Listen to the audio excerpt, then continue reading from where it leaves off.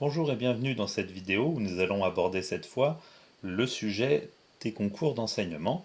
Nous allons plus particulièrement nous intéresser aux oraux de l'agrégation interne, mais cette vidéo comporte également quelques idées qui peuvent être bien utiles pour les écrits et également pour le CAPES. C'est rare de trouver des ressources vidéo sur le sujet. J'ai fait une petite recherche avant, on trouve des témoignages sur Pandagro, mais il faut savoir que vous êtes des personnes rares si vous regardez cette vidéo. On est sur quelque chose de limité en termes de public.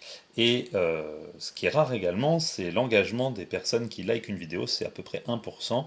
Donc si vous likez cette vidéo, vous êtes quelqu'un de très rare. Alors lorsqu'on a un sujet, on va avoir envie de bien faire, d'utiliser tout ce qu'on a appris, d'envisager la diversité des échelles, le matériel, on va réfléchir aux expériences que l'on peut faire, aux liens structure-fonction, ou encore, est-ce qu'on part d'un exemple qu'on va généraliser, ou est-ce qu'on part de la généralisation et qu'on va vers l'exemple. C'est des questions légitimes pour faire un sujet, bien sûr, mais parfois, il faut prendre un petit peu plus de champ et avoir une vision un petit peu plus large. Le sujet que l'on a à traiter, il ne faut pas oublier qu'il est le résultat d'une longue histoire des sciences qui peut être abordée au cours du sujet. Ce n'est pas une obligation, mais au moins prendre le temps d'y réfléchir. Et puis, au cours de cette histoire des sciences, il y a pu avoir des controverses, il y a eu des modèles qui ont été faits, qui ont été ajustés, et donc envisager ces aspects-là et voir si on met les élèves en réflexion par rapport à ces thèmes-là, c'est pas obligatoire, mais ça peut rajouter une dimension à notre exposé. Et puis, si on ouvre vraiment les yeux, on essaie de réfléchir au contexte un peu plus large. On n'oublie pas que les élèves, normalement, au cours de leur scolarité, doivent aborder quatre parcours, hein, le parcours éducatif de santé, le parcours citoyen, le parcours d'éducation artistique et culturelle, et cette petite barre rocheuse au loin qu'il ne faut pas oublier, c'est le parcours à venir, donc réfléchir au métier, et c'est l'exemple que je vais vous présenter ici. Donc moi, c'est le premier point, j'ai mis plusieurs années à comprendre ça, c'est qu'il vaut mieux réviser, plutôt que d'apprendre par cœur 400 plans par cœur, il vaut mieux réviser un peu tout ce qu'il y a dans les différents parcours, les points importants d'histoire des sciences, qu'est-ce que c'est qu'un modèle, que d'apprendre par cœur des plans. Euh, alors que j'aurais eu tendance à faire l'inverse, à survoler les parcours et apprendre par cœur les plans, mais c'est pas la stratégie qui a marché avec moi en tout cas. Attention quand même de ne pas faire de hors-sujet, parce qu'après quand on a appris quelque chose, quand on connaît très bien le parcours à venir, on peut avoir envie d'en parler absolument. Tous les sujets n'y sont pas propices. Néanmoins, cette façon d'apprendre son cours, de réviser, ça peut permettre déjà, avant de rendre ça un peu plus ludique, hein, parce que c'est quand même plus agréable que d'apprendre des plans de leçons, de consulter, de s'informer, d'essayer de comprendre un petit peu les enjeux. Pendant l'oral, ce qui est sympathique, c'est que quel que soit le sujet, des fois il y a des sujets qui sont beaucoup plus complexes que d'autres, on sait qu'on aura des choses à dire et qu'on pourra un petit peu ouvrir le sujet quoi qu'il arrive. Donc ça fait gagner en confiance. Et malheureusement, si on rate le concours, après il reste des choses. Si on a pris le temps de bien réfléchir à qu'est-ce que c'est l'esprit critique, qu'est-ce que c'est l'histoire des sciences, ça va être plus facile à mémoriser que les 400 plans de leçons qu'on a appris par cœur et qu'on va avoir bien du mal à retenir et qui peuvent parfois nous enfermer dans des raisonnements qui sont tronqués finalement.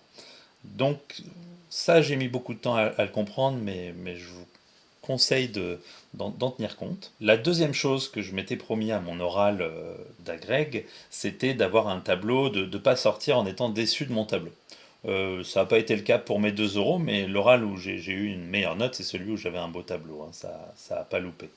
Alors, bien sûr, pensez à un code couleur. C'est pareil, le code couleur, vaut mieux y avoir réfléchi en avance, avoir quelque chose de rigoureux et prendre l'habitude de faire ses cours avec ce code couleur, par exemple, ça peut aider à pas tout gâcher le jour de l'oral où on est stressé et où on n'a plus les réflexes. Pareil, les titres, on réfléchit bien sûr à leur cohérence, et au fait que ce soit soigné, et on fait apparaître par exemple les compétences. Et ce qui peut être vraiment vraiment sympathique, c'est un schéma bilan qu'on remplit au fur et à mesure de notre présentation. Donc c'est des évidences, mais j'ai vu beaucoup d'oraux Et finalement, avec le stress, je constate qu'il y a beaucoup de gens qui ressortent avec des regrets parce que leur tableau était pas beau et parce qu'ils ont oublié finalement toutes les bonnes résolutions qu'ils avaient. Donc il faut vraiment ancrer ça dans sa pensée, c'est qu'on va à l'oral en se disant qu'on aura un beau tableau. Voilà un sujet pour illustrer un petit peu tout ce que je viens de vous dire. Donc un sujet qui à première vue n'inspire pas beaucoup, hein, parce que le cycle 3 et les applications biotechnologiques, c'est pas la première chose qui nous vient à l'idée, ça représente même pas une ligne du programme. Donc c'est un sujet d'APTC, hein, qui existe. Le fait qu'on parle de monde microbien, là aussi, ça peut être un petit peu perturbant parce que la notion de microbe, hein, au point de vue phylogénétique, c'est pas idéal, mais il faut faire avec ce sujet. Donc je vous propose pas un plan, mais je vous propose un petit peu comment j'aborderai la chose. Premièrement, je rappellerai les acquis sous la forme d'un petit schéma qui permet d'introduire rapidement, mais graphiquement, les choses que j'ai à dire sur le sujet. Je rappellerai que les élèves ont étudié l'évolution avec la parenté des êtres vivants, les cycles de développement et notamment la reproduction. Vous voyez qu'on peut l'évoquer assez vite, hein. Il ne faut pas passer 10 minutes sur les acquis non plus. Et ce qui est important, c'est bien sûr le lien avec notre sujet. Là, en l'occurrence, s'ils ont vu la reproduction, ils ont vu la formation de graines, et donc on peut parler de la fabrication du pain. Ça peut être à l'occasion d'une sortie pour voir une culture, par exemple, et ça peut ensuite nous amener à proposer une première expérience pour montrer comment on fabrique de la pâte, donc des expériences par rapport aux levures, donc qui font la fermentation alcoolique, ou au levain qui fait la fermentation lactique. On peut diversifier, comme on a vu en début de vidéo, avec le fait qu'il y a d'autres exemples, et le chou, par exemple, le chou fermenté, ça permet de présenter un autre organisme, celui des bactéries, qu'on peut montrer au microscope, et donc qui font la lactofermentation. Voilà, là on est dans le sujet. Maintenant, si on prend un petit peu de champ, comme on a vu, on peut parler de la production à grande échelle. Donc il faut faire vivre la classe, il ne faut pas amener ça comme ça, mais dire que par exemple on est à une sortie avec les élèves, et donc on va voir toute la chaîne de production, où on a fait un petit parcours d'une après-midi, et pour voir comment est diffusé le produit, comment est-ce qu'il est produit. Et donc, c'est l'occasion ici d'ouvrir un peu le sujet et de parler du parcours à venir. On cale les processus biotechnologiques, donc par exemple les expériences qu'on a fait, ça relève du processus de création, c'est ce qui intéresse la recherche et le développement, mais après, la production du pain, sa distribution, c'est l'occasion de présenter des métiers comme le management, ou enfin, pour valoriser les produits, le marketing. Et en plus de ça, il y a tous les problèmes qui peuvent se poser, les problèmes de contamination, avec tous les risques sanitaires que ça peut poser. L'occasion d'ailleurs de présenter, toujours dans la chaîne de production, un nouveau métier, celui de responsable contrôle qualité.